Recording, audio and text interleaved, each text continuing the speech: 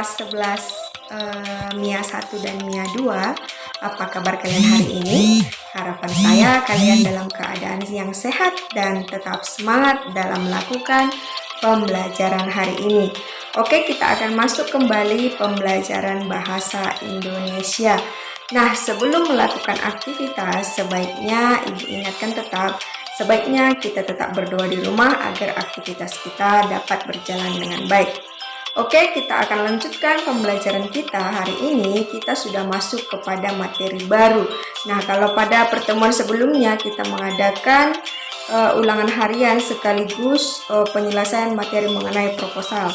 Nah, Ibu ingatkan kembali masih ada beberapa orang yang tidak mengirimkan tugas ulangan hariannya. Harapan saya itu yang belum dikerjakan kembali.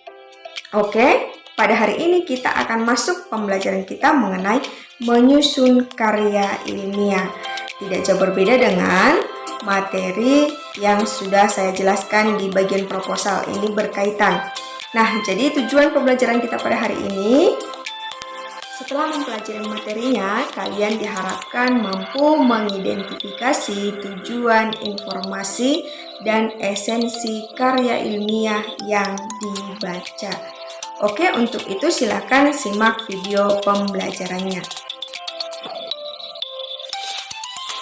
Oke, menurut Kamus Besar Bahasa Indonesia, karya ilmiah itu adalah karya tulis yang dibuat dengan prinsip-prinsip ilmiah berdasarkan data dan fakta. Nah, artinya bisa berdasarkan hasil observasi, percobaan atau eksperimen, dan kajian pustaka. Nah, jadi karya ilmiah itu merupakan salah satu jenis karya tulis yang berisi berbagai informasi. Informasi tersebut merupakan hasil pengamatan dan penelitian. Nah, berikutnya kita masuk dalam karakteristik karya ilmiah, ada 3.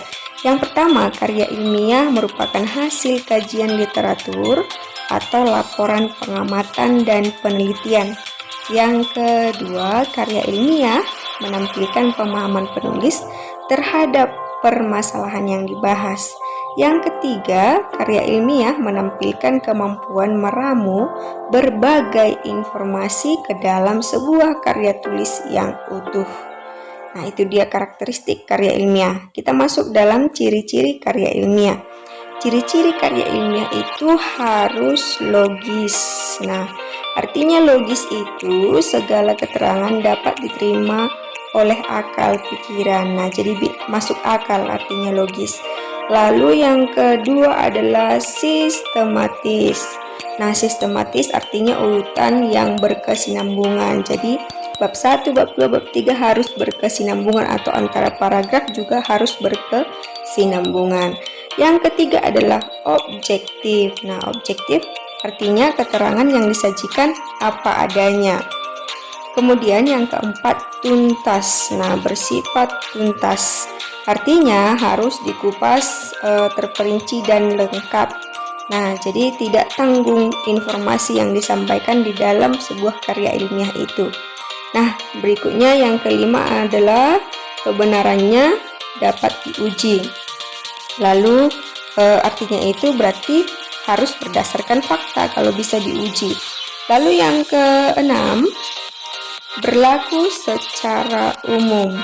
Nah, berlaku secara umum artinya kesimpulan bagi semua populasi, bagi semua orang. Dan yang terakhir adalah karya ilmiah menggunakan bahasa baku dan tata tulis yang sesuai dengan kaidah bahasa.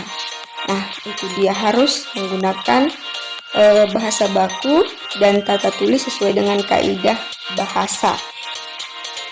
Nah, berikutnya jenis karya ilmiah. Nah, jenis karya ilmiah itu di sini ada 5.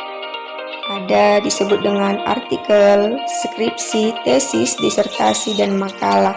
Nah, saya rasa kalau makalah itu sering kalian dengar. Nah, ini adalah karya ilmiah yang paling sederhana, dan artikel ini juga paling sederhana. Jadi kalau untuk skripsi, tesis, dan disertasi itu untuk mahasiswa. Kalau skripsi untuk strata 1, tesis strata 2, dan disertasi itu strata 3. Nah, bentuk karya ilmiah ada 3. Ini sudah pernah saya jelaskan di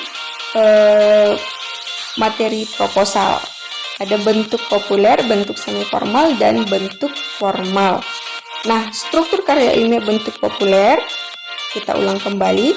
Karya ilmiah bentuk populer ada 3. Nah, ini bagian awal itu isinya pengantar ke bagian inti, lalu bagian tengah sajian gagasan pokok yang disampaikan, dan bagian penutup simpulan, kritik, dan saran. Berikutnya karya ilmiah berbentuk semi formal. Nah, ini ada berapa strukturnya? 1, 2, 3, 4, 5, 6. Ada 7 struktur karya ilmiah dalam bentuk semi formal. Yang pertama, halaman judul. Yang kedua, kata pengantar. Ketiga, daftar isi. Kemudian pendahuluan, pembahasan, kesimpulan, dan daftar pustaka. Yang terakhir adalah struktur karya ilmiah bentuk formal. Ada 3. Nah, bentuk formal. Nah, ini juga kalau bagian awalnya ada isinya tentang halaman sampul luar, halaman judul, halaman pengesahan, kata pengantar, abstrak, dan daftar isi. Kemudian kalau bagian utama, pendahuluan, isi, dan penutup. Dan yang ketiga, bagian akhir, daftar pustaka dan lampiran-lampiran. Nah, ini untuk mengulang kembali. Kalau untuk lebih jelasnya kita juga sudah bahas pada bagian proposal.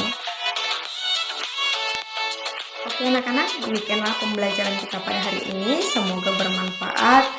Untuk tugasnya silahkan kamu lihat di PCR. Kembali saya ingatkan, tetap jaga kesehatan, tetap semangat dalam menuntut ilmu. Sampai jumpa pada video pembelajaran selanjutnya. Selamat pagi.